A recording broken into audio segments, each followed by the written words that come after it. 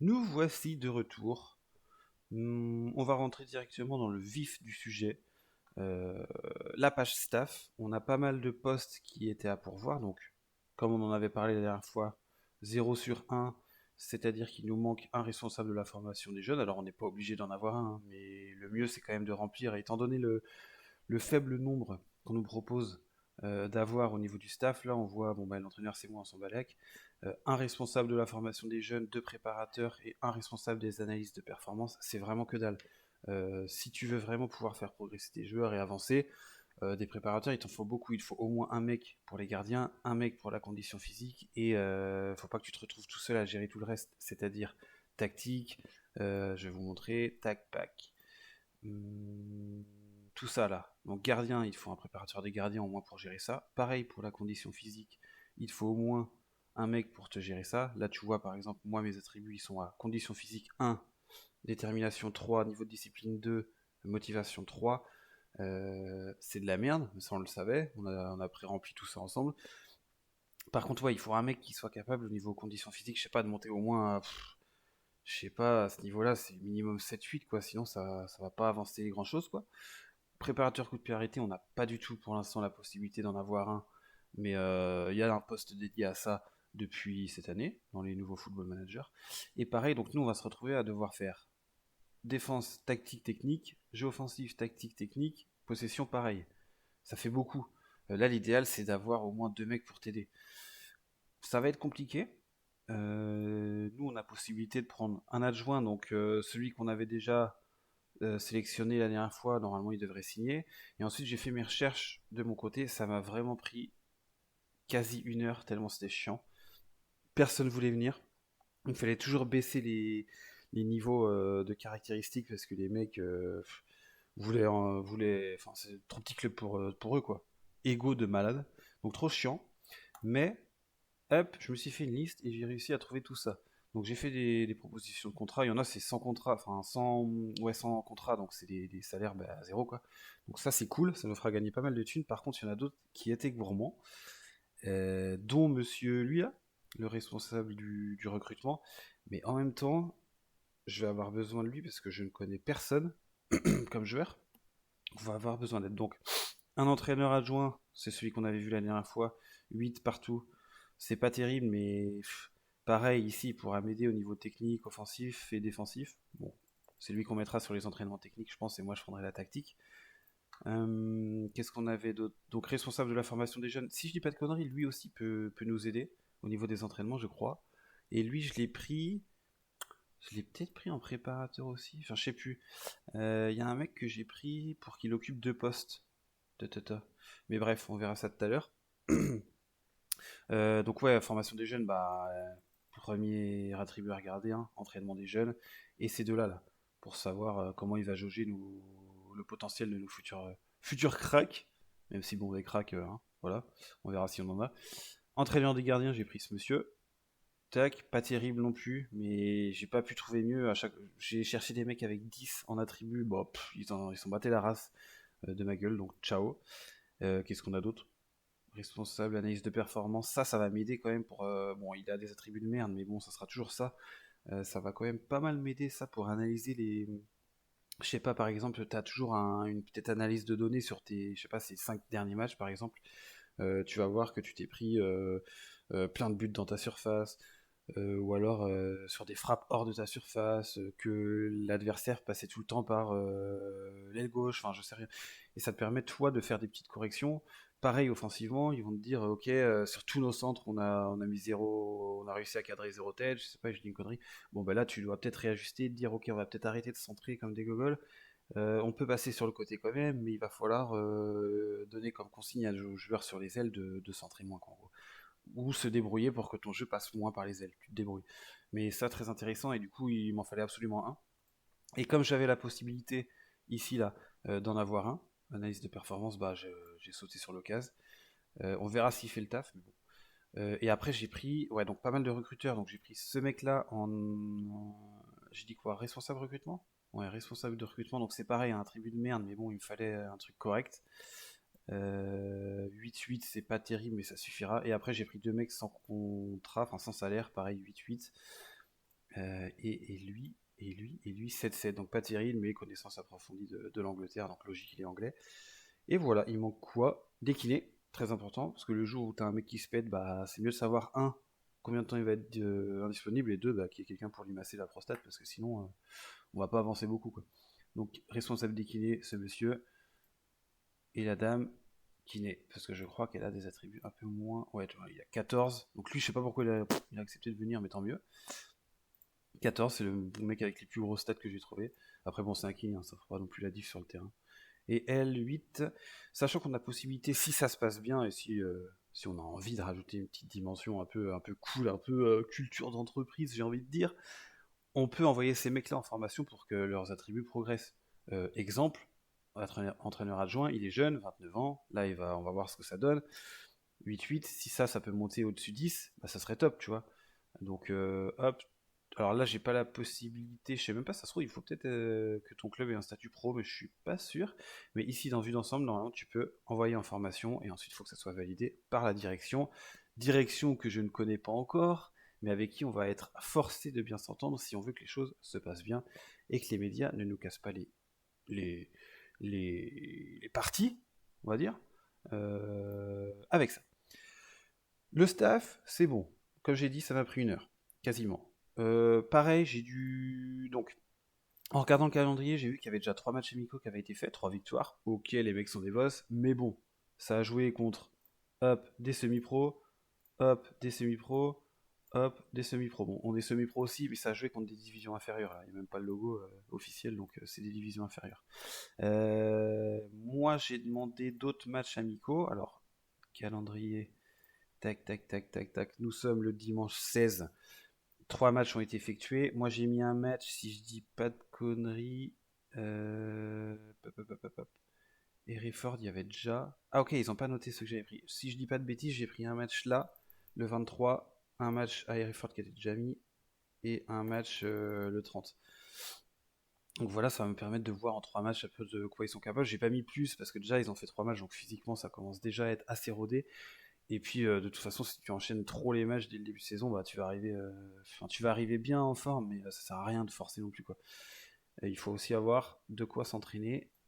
Et pareil, l'entraînement, alors il y avait déjà eu ça pré-saison début, c'était des trucs un peu pré-remplis, le truc bateau. Je me suis pas fait chier. Bah de toute façon, j'ai rien d'autre.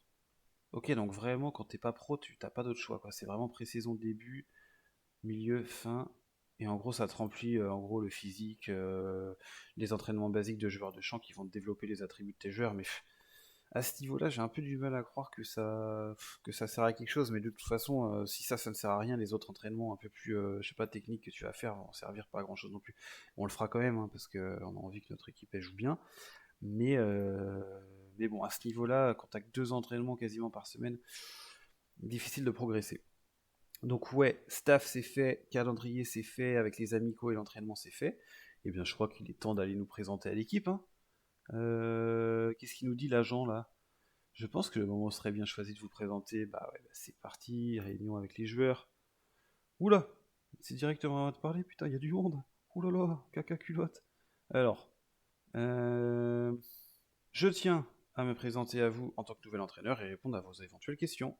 Paf, bienvenue. Je suis heureux que vous ayez pris la tête de l'équipe et j'espère que vous resterez au club le plus longtemps possible et que vous réussirez de grandes choses. Bah ouais mec, je vais t'amener en LDC garçon. Bon, qu'est-ce qu'on va faire? Je n'ai rien ajouté, ça serait un peu bizarre. FA Cup, peut-être on s'en fout, j'aimerais maintenant discuter des promesses que je suis prêt à faire pour la saison à venir et je souhaiterais discuter des objectifs. Bah on va se discuter des objectifs du championnat, hein. Clairement, tac, regarde, ils sont tout contents, bim, très positif. Ça, c'est de la réaction cool. Atmosphère d'ensemble de la réunion, positif. Qu'est-ce qu'il nous dit, Burry? Donc lui, ça doit être le capitaine, apparemment. Donc on va voir tout à l'heure si on change, hein. Mais pour l'instant, c'est lui. Donc c'est lui qui prend la parole, c'est logique. C'est généralement lui, le capitaine, ou le joueur le plus influent. Et je crois qu'on avait vu que c'était notre attaquant. Alors je sais plus son nom. Oula, c'est pas très professionnel, mais je sais plus son nom, hein, ce connard. Donc je pense qu'on a des chances de faire bonne figure en championnat cette saison. Bah c'est bien, moi aussi. Qu'est-ce qu'on va jouer les gars? Est-ce qu'on joue Milieu de tableau, est-ce que je joue première partie de tableau? Moi j'ai tendance à vouloir être ambitieux. Maintenant ça peut les braquer. Si tu mets j'ai envie de terminer champion alors que les mecs sont des peintres en bâtiment, compliqué, ils vont réagir mal et ils vont te dire oula, vous nous mettez trop la pression, monsieur, l'entraîneur, ça va pas le faire entre nous. Bon, moi je vais mettre ça, ça va, ça réagit content, satisfait, bah c'est bien. C'est le genre d'objectif qu'il faut tous se fixer, bon c'est cool. Je ne vais pas vous cacher, bah non, on est content de leur réaction. Les points serrés pour encourager, parfait. C'est exactement ce que j'espérais de vous, les garçons. Ok. La FA Cup, j'ai dit, bah, c'est pas la priorité. J'ai pas envie de rajouter des promesses ou des trucs qu'il va falloir tenir qui vont nous mettre dans l'embarras. Ça, pareil. Bon, en vrai, là, j'ai rien ajouté. Hein, on a parlé, on s'est dit les choses. Simple. Bam. Voilà. Tout le monde est content. Parfait. Très important au long de toute votre partie de garder un état d'esprit satisfait, on va dire, chez vos joueurs, avec un moral en vert, avec une flèche vers le haut. Alors là, je l'ai pas, mais on va vous montrer tout à l'heure. On récap. Voilà, ça là, le moral. Quand ton moral il est comme ça, généralement, c'est que tu arrives à enchaîner les victoires. Donc le but, c'est de maintenir ce truc-là très bien. Mais même quand tu joues le maintien, si l'objectif de toute façon, c'est de pas finir dernier, en gros, ce qui arrive parfois quand tu montes, tu peux quand même maintenir à peu près cette jauge en verte. Là. Et ça, si tu y arrives, bah, généralement, ça te trompe pas quoi. Si tu tombes là-dedans, là, dans le jaune, voire le orange-rouge, bah, c'est que t'es dans la merde. Faut paniquer, il faut même sauter du bateau avant qu'il coule. Quitter la réunion, donc ça c'est fait, on est bien. Donc là, tu peux voir que l'atmosphère et le soutien à l'entraîneur, ça a un peu augmenté. Les flèches sont vertes. Cohésion d'équipe, elle est cata, précaire, dirons-nous. Pourquoi? C'est marqué. L'état d'esprit collectif de l'équipe est un peu décevant actuellement. Bon, ça, de toute façon, il y a qu'en enchaînant les discussions, les félicitations, quand un joueur s'entraîne bien, les résultats positifs, etc., que ça va se. Tu peux rien y faire tout de suite maintenant. Quoique, si je dis pas de conneries, dans entraînement, tac, si tu fais par exemple esprit d'équipe, cohésion d'équipe en hausse. Donc si tu vois qu'un jour tu joues le maintien ou une connerie du genre, ou en tout cas, bon, on va prendre notre exemple, que tu n'arrives pas à atteindre tes objectifs, que tu es dans le fond du classement alors que tu devais jouer un peu plus haut, que le moral de l'équipe est dans leurs chaussettes, hein, leurs chaussettes hautes de footballeurs, dans leur protège tibia, dirais-je, bah, il faut pas hésiter à rajouter des petits états d'esprit là, parce que sinon ça va être dur. Même si ça fait pas non plus la diff uniquement, et c'est toute une liste d'ingrédients à mettre. Moi, ce que j'ai tendance à faire, c'est vraiment aller dans entraînement individuel, de regarder la note des joueurs. Donc là, elle est basse parce qu'on n'a pas commencé à mettre, à mettre notre nez là-dedans, mais on va les réveiller. Lui, 5,55 en note d'entraînement, faut pas se foutre de ma gueule. C'est ton métier, tu bouges ton cul. Si tu te contentes d'un 5 sur 10, comment te dire, tu vas descendre en D7. Enfin, je vais te virer, quoi. Je vais mettre fin à ton contrat de merde. Donc là, tu secoues le cocotier, généralement. Tu peux même, je crois, euh, leur mettre des défis, des objectifs, du style, si tu veux continuer à avoir ta place dans l'équipe et rester, en gros, donc en gros que je te vire pas, faut que tu aies un minimum de, je sais pas, 6,75 de notes, tu vois. Voilà. Moi, j'accepte à partir, généralement, au-dessus 7, c'est bon entraînement. 6,70, c'est passable. En dessous, moi, ça me casse les couilles. Tous, donc, en gros, là, concrètement, il y en a un. Donc, en plus, c'est mon joueur le plus nul, c'est con, qui s'entraîne plutôt correctement. Mais j'ai pas dit bien, j'ai dit correctement, c'est-à-dire qu'il arrive à venir à l'heure, à passer les 3 plots que j'ai posés sur la pelouse, etc. Par contre, les autres, ça dégage. Hein. Donc, ça, on va voir au fur et à mesure. Mais ça, très important de le suivre. Moi, je le fais toutes les semaines. Une fois par semaine, félicitations ou pas félicitations sur l'entraînement. Et ça te permet de garder une dynamique et un moral constant, en fait. Et d'avoir cette jauge là qu'on a montré tout à l'heure en dynamique de groupe, que ce soit l'atmosphère, la cohésion, le soutien de l'entraîneur, convenable. Après, il va arriver que tu te plaignes auprès d'un joueur et qu'il soit pas content, qu'il y ait clash, etc., que son moral soit dans les chaussettes, qu'il veuille partir, etc. Là, c'est à toi de réagir, tu verras. Ok, réunion d'équipe, donc elle a été faite, c'est pas mal.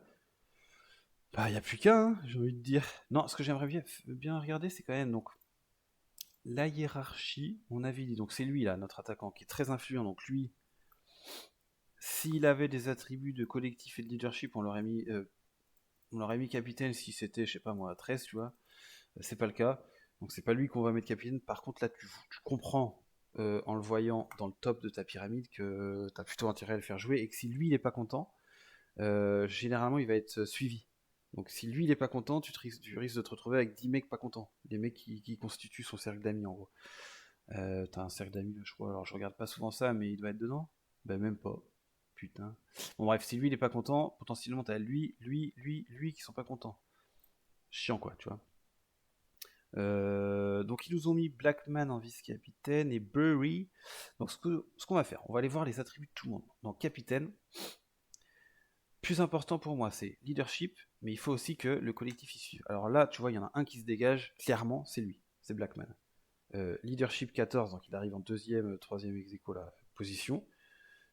Collectif 16, bon bah clairement c'est lui qui va être mon capitaine, donc il va falloir expliquer à Monsieur Burry, là, le défenseur qui est actuellement capitaine, bah que c'est plus lui chef, et qu'on a trouvé mieux que lui. Ça se fait, hein, on va le faire d'ailleurs, de toute façon on s'en fout. Et Blackman, bah lui il était déjà vice-capitaine, donc ça va être simple. Donc, nous avons dit Blackman capitaine. Ça nous met une petite alerte, logique. Souhaitez-vous vraiment blablabla. Dan Machin est un capitaine permanent de l'équipe, le remplacer peut avoir des répercussions sur son moral et donc celui de tout l'effectif. Vous pouvez choisir un capitaine temporairement en faisant glisser blablabla. Donc on va aller parler à monsieur, on va mettre non, pour pas se fâcher directement, on va d'abord le prévenir. Monsieur Bowery, communiquer. Sujet de discussion, avertir le joueur, prévenir du retrait du brassard. Je tenais donc on va pas lui proposer l'objectif parce que on va être simple, nous on veut plus qu'il soit capitaine, point barre, c'est comme ça. Et s'il est pas content, il ira voir ailleurs. Donc je vais vous retirer le brassard de capitaine car j'estime que d'autres joueurs seraient mieux à même de le porter. Ah, ça c'est clair. On va mettre comme ça. Tac. Vous avez sans doute raison. Bon, il a bien réagi.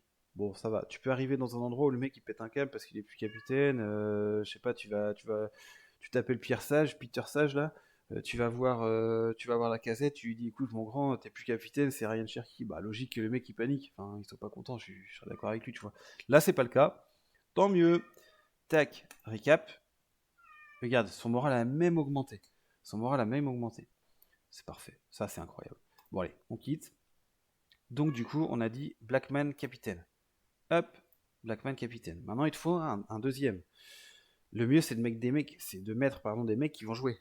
Euh, donc là, tu as deux options, tu as lui ou lui. Lui, ok. Lui, je l'avais mis dans mes. Si je dis pas de conneries, je l'avais mis dans mes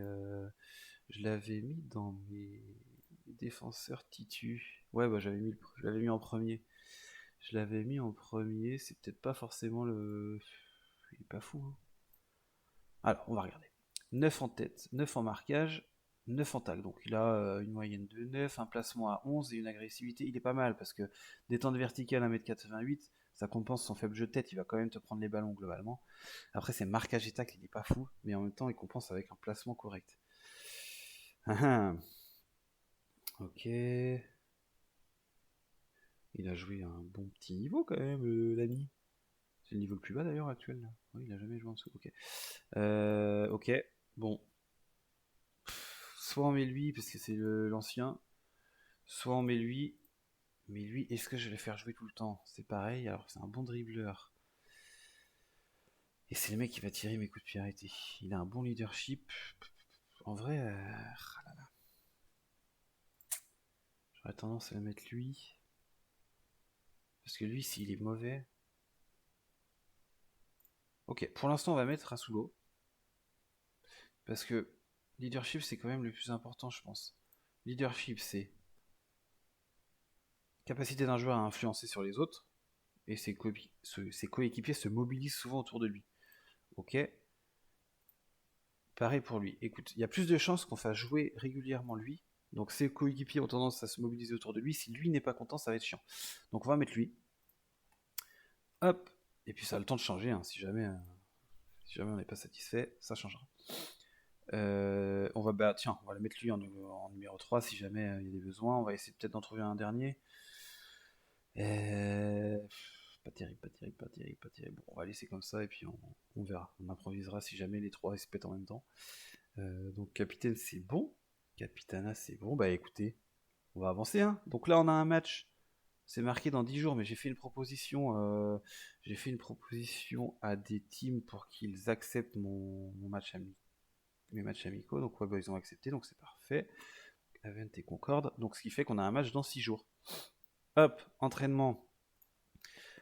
Donc là, match. Donc physique, c'est très important là, vu qu'on est en pré-saison et qu'il faut se remettre en jambes. Joueur de champ. Ok, j'ai juste checké joueur de champ ou général. Ok, attribut, donc état d'esprit, c'est pareil.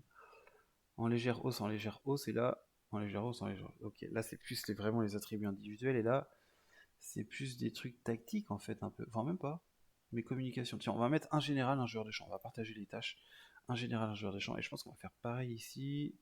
Donc, général, joueur de champ, c'est parfait. Un match. Est-ce qu'on peut faire bilan de match? On pourra pas faire bilan de match. Ça, c'est con. Ah, on pourra le faire si notre analyse de données est revenue.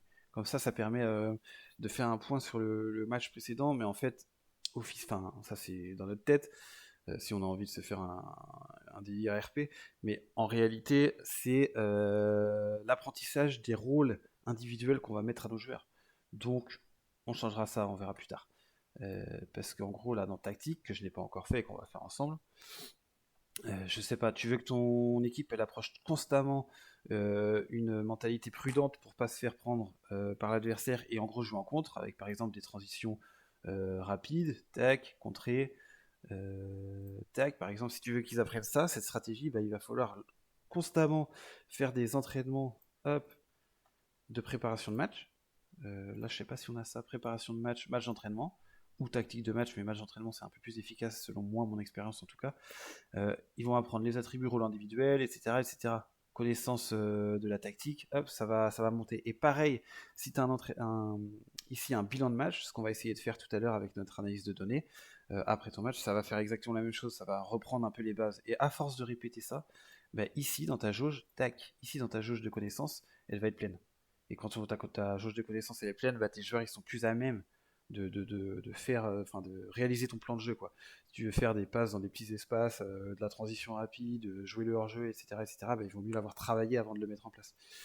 Nous, je sais même pas comment on va jouer.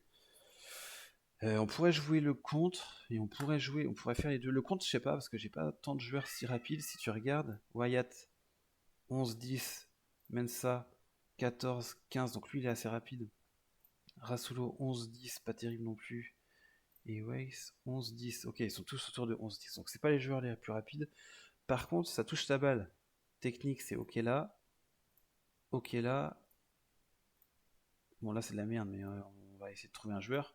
Blackman, c'est convenable, mais inspiration, c'est de la merde. Ouais, bon. Bon, MDR. J'ai envie de dire, on va essayer de jouer au ballon. Hein. On va essayer de jouer au ballon. On verra peut-être ça dans la prochaine vidéo. Là. Deux choses l'une. Je vais mettre en place de mon côté une tactique qu'il a présentée tout à l'heure. Et puis après, on commencera direct à avancer vers les matchs amicaux. Puis après, c'est parti, hein. Road to Première Ligue, hein. C'est parti, mon kiki. Allez, ciao, ciao, ciao.